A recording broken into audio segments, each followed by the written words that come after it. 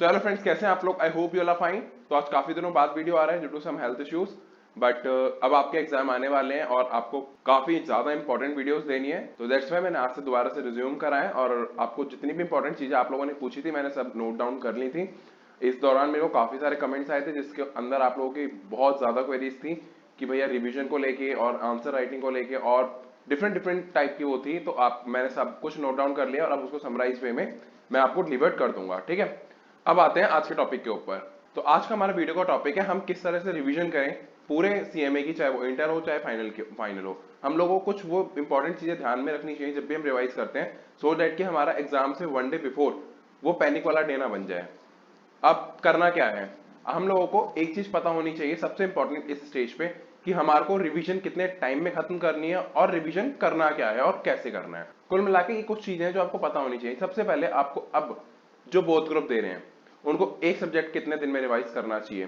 तो अब आपको क्या करना है, अब आते हैं ग्रुप 1 के ऊपर, ग्रुप 2 के ऊपर। देखो, इंटर और फाइनल दोनों आप लोगों के दो दो ग्रुप्स हैं। अब इसमें क्या है, आपको कुछ सब्जेक्ट इजी लगते हैं, कुछ डिफिकल्ट लगते हैं। आपके पास रिवीजन के लिए मैक्स टू मैक्स 2 डेज है, इससे ऊपर मत ले लेना जो बोथ ग्रुप दे रहे हैं। जो सिंगल ग्रुप दे रहे हैं वो फिर भी एक आध दिन ऊपर चले जाए तो चलेगा, बट जो बोथ ग्रुप दे रहे हैं अब आप 2 दिन से ज्यादा मत देना, अदरवाइज आप टेस्ट की प्रैक्टिस नहीं कर पाओगे। जो आपके अब मॉडल एग्जाम्स रिलीज हो चुके हैं, आपको वो प्रैक्टिस कैसे करने हैं। ये नहीं कि सिर्फ गए और डायरेक्ट जाके प्रैक्टिस जाके ओपन कर लिया पेपर और करने लग गए। नहीं, ये गलती मत करना। आप लोगों को इसको पूरा प्रॉपर वे में करना है।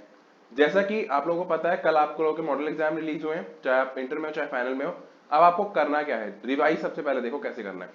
रिविजन के लिए जब भी आप, अभी तक मैंने आपको पहले बताया था कि आप लोगों नोट्स बना लिए होंगे। नोट्स जिन्होंने नहीं बनाए होंगे उन्होंने मार्किंग करी होगी, बुक में कुछ हाइलाइट्स करे होंगे कि हाँ मुझे अब यही पढ़ना है। तो बस अब आपको इस टाइम पे वही चीज पढ़नी है, अब पूरा मत पढ़ना। ये नहीं है कि पूरी बुक दोबारा से आप पेजेस पलटना शुरू कर रहे हो, इसका कोई भी बेनिफिट नहीं होगा। इसका आपको देखा जाए तो लॉस ही होगा, क्योंकि आपके पास टाइम कम है और आप पूरा सिलेबस रिवाइज नहीं कर पाओगे।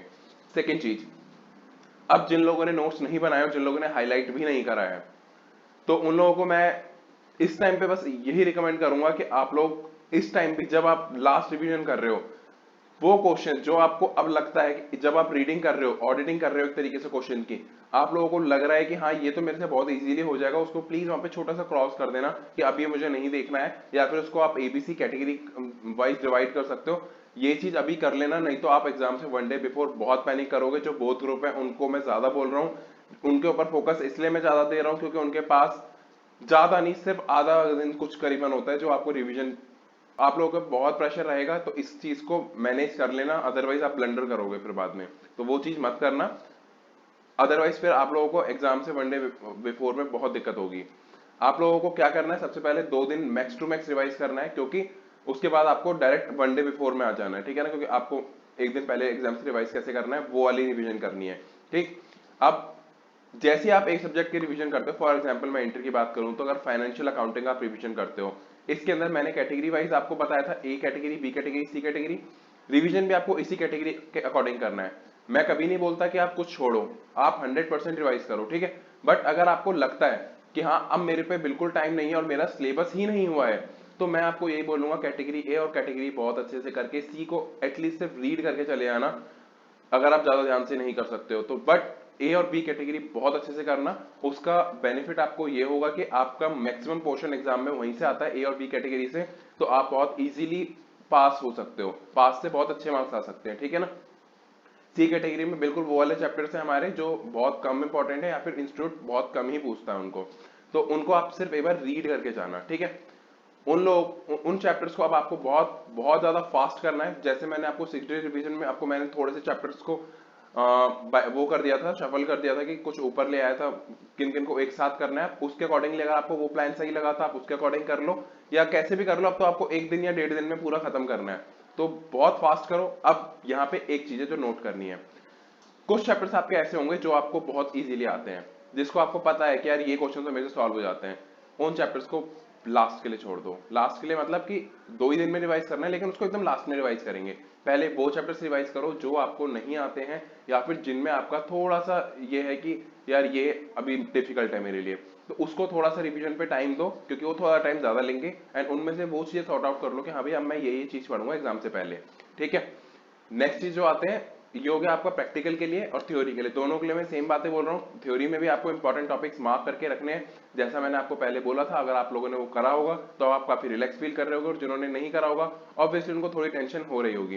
तो टेंशन इस टाइम लेने की जरूरत नहीं है, बहुत आराम से चीजें करो, अभी भी आपके पास टाइम है, बहुत अच्छे से चीजें मैनेज करो। ऐसी फाइनल के लिए भी बोलूंगा, फाइनल का सिलेबस बहुत बड़ा है, आप लोगों को वो समराइज करना दिक्कत होता है। फॉर एग्जाम्पल अगर एफआर की बात करूं, सीएफआर आपको एक दिन में 1.5 दिन में कवर अप करना पूरा का पूरा बहुत डिफिकल्ट है। तो आप लोगों के पास तो ऑब्वियसली नोट्स होंगे ही, और नहीं है तो किसी फैकल्टी के नोट्स रेफर करो सो दैट कि आप कर सको। और अदरवाइज आप जो प्लान वे में चल रहे हो, आपकी खुद की कुछ स्ट्रेटेजी आप उसको अप्लाई करो, बट इस टाइम पे डीमोटिवेट नहीं होना है और आपको अपना कॉन्फिडेंस लूज नहीं करना है बिल्कुल भी। जितना टाइम है, जितना सिलेबस आपने कर रखा है, कॉन्फिडेंट रहो और अच्छे से एग्जाम दे के आओ। अभी काफी बच्चों का मेरे को डीएम आया था कि भैया हम लोगों का क्या कहते हैं 60% सिलेबस 70% सिलेबस ही और बाकी नहीं हुआ है, तो हम सोच रहे हैं दिसंबर में अटेम्प्ट देते हैं, ये वाला छोड़ दें। ये गलती मत करना। आप लोग 60-70% आपने ऑलरेडी एग्जाम फॉर्म तो भर दिया, देखो पैसे तो आपके गए, ठीक है ना। अब आपको क्या करना है, उसको अच्छे से पढ़ के 60-70% है ना, कोई बात नहीं, आप इतना अच्छे से पढ़ के एक बार जाके देखो तो सही, क्या पता एग्जाम वो 60-70% में से आ गया और आप पास हो गए, आपके 6 महीने बच जाएंगे ना। तो एटलीस्ट ट्राई तो कर लो। क्या 8 दिन एग्जाम के वहां जाके देना है, जिनका बोथ ग्रुप है और जिनका सिंगल है उनको 4 दिन जाना है, तो जाने में क्या है, एक दिन जाना और आना, उसमें दिक्कत क्या है। आप जाके एक बार एग्जाम देखो क्या पता आप पास हो जाओ, नहीं तो आपको एटलीस्ट एग्जाम का वो एनवायरमेंट तो पता चल जाएगा, हाँ भाई एग्जाम किस तरह से था और क्या पैटर्न फॉलो हुआ, क्या इंस्टीट्यूट ने क्वेश्चंस अकॉर्डिंगली पूछे नहीं पूछे हैं, डिफिकल्ट था पेपर इजी था, आपको ये चीज पता चल जाए, क्योंकि इंस्टीट्यूट सजेस्टेड आंसर कब डालेगा आपको खुद को नहीं पता, ठीक है ना, और कोई भी नहीं बता सकता, तो वो डिले होंगी वो चीजें, इसलिए आप खुद जाकर वो एक्सपीरियंस करो। और जिनकी तैयारी यार 60-70% बहुत होती है, आप अच्छे से कर लो बस, ठीक है। अब आते हैं एक और पॉइंट के ऊपर, मॉडल एग्जाम। मॉडल एग्जाम आपको कैसे करना है। फॉर एग्जाम्पल आपने फाइनेंशियल अकाउंटिंग का पेपर रिवाइज किया, ठीक, आपने अच्छे से रिवाइज कर लिया, आपने मॉड्यूल के सारे क्वेश्चंस देख लिया, आपने स्कैनर देख लिया। मैं भी यही 2 चीजें रिकमेंड करता हूँ, इससे ज्यादा और टाइम है तो वर्कबुक और बाकी सब चीजें देख लो, अदरवाइज आरटीपी देख लो, बस अपनी अमेंडमेंट जो भी थी आपने देख ली, ठीक है। अब इसके बाद आपको क्या करना है, जैसे आपका रिविजन खत्म हो, अब मान लो 2 दिन दिया ना आपने, 2 दिन में लास्ट का अब जो नेक्स्ट डे होगा उसमें जाके वो टेस्ट प्रैक्टिस कर लो, ठीक है। अगर आप ये करना चाहते हो कि 2 से 5 के बीच में देना चाहते हो या 10 से 1 के बीच में देना चाहते हो, आप उसके अकॉर्डिंग कर लो। अदरवाइज आप जैसे कि पूरा 2 दिन रिवाइज करके और नाइट में अपना एग्जाम दे दो, जैसे भी है अपना मतलब उसको अच्छे से करके, और फिर वो 24 आवर्स के बाद ही आप दूसरा पेपर दे सकते हो। तो उसके हिसाब से देखना, आप एक ही टाइम शेड्यूल कर लेना, उसके अकॉर्डिंगली अपने एग्जाम देते रहना, ठीक है। अच्छे से रिवाइज करके ही देना, उससे आपका कॉन्फिडेंस बूस्ट होगा जब आपके वहां पे क्वेश्चंस लगेंगे। अगर आप बिना प्रिपरेशन के वहां पे करने बैठ जाओगे तो उससे आपको ये लॉस होगा, आपको मोटिवेशन ही नहीं आएगा और आप डीमोटिवेट हो जाओगे कि यार मेरे को क्वेश्चन ही नहीं आ रहे, एग्जाम आने वाले हैं, 20 दिन 25 दिन बचे हैं और मेरे को क्वेश्चन सॉल्व नहीं हो रहे हैं, तो ये बहुत ज्यादा पैनिक सिचुएशन हो जाती है। तो ये चीज मत करना, रिवाइज करो सब्जेक्ट को, उसके अकॉर्डिंगली करो, ठीक है। अब काफी बच्चे बोलेंगे भैया हम लोग एक बार पैटर्न देख के उसके बाद करना चाहते हैं। पैटर्न आप मॉक टेस्ट का देख लो, उसके बाद में आप आराम से रिवाइज करके और जब करना, ये चीज मत करो कि एक बार जाके देख के आ जाते हैं उसका पैटर्न कैसा है उसके हिसाब से प्रैक्टिस करेंगे, नहीं, रिवाइज आप अपना पूरा करो, किसी पैटर्न के अकॉर्डिंगली मत करो। आपको कुछ नहीं पता इंस्टीट्यूट कहाँ से क्या पूछेगा, हो सकता है जो आप थ्योरी समझ के चल रहे हो वहाँ प्रैक्टिकल दे दें इंस्टीट्यूट, जहाँ प्रैक्टिकल समझ के चल रहे हो थ्योरी दे दे।